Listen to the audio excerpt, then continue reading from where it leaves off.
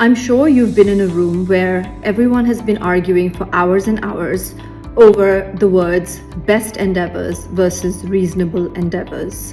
Sounds familiar? Well, to me it does, because I've spent many hours arguing about this, because in many of our projects where we end up buying, say, an old hospital building, an old school, or a whole hotel, or even an old kindergarten complex with, say, some sporting facilities and things like that, we end up in a situation where we require the seller of these assets to undertake to do a number of things, because sometimes these old buildings come with certain sort of grandfathered provisions like great parking or perhaps a particular health authority approval that's quite difficult to get for a new entrant into the market or the new owner, etc.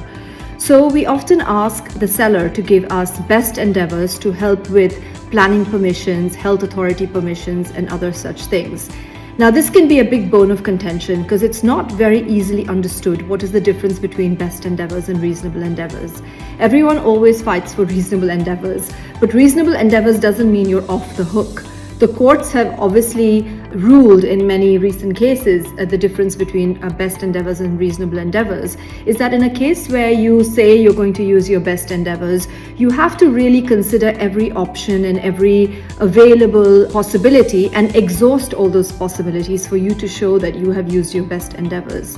But the courts have also ruled in many cases where you don't have to be out of pocket or you don't have to jeopardize your own commercial interests by using your best endeavors to achieve something.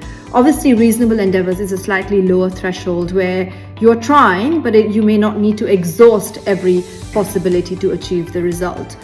In UAE law or civil law, such as practiced in Saudi Arabia and many countries of the Middle East, there isn't really a differentiation between best endeavors and reasonable endeavors, but the court will look to see what is the intention behind the agreement of the parties to achieve the result that they wanted. Did the seller in this case have to really exercise every single possibility and exhaust every single possibility to achieve the result, or was it really not his burden? So obviously the court will take a judgment call on something like that. But it's always an interesting debate. Should you use best endeavors or should you use reasonable endeavors? I leave it to you to decide what's best and what best deal you can get when you negotiate this.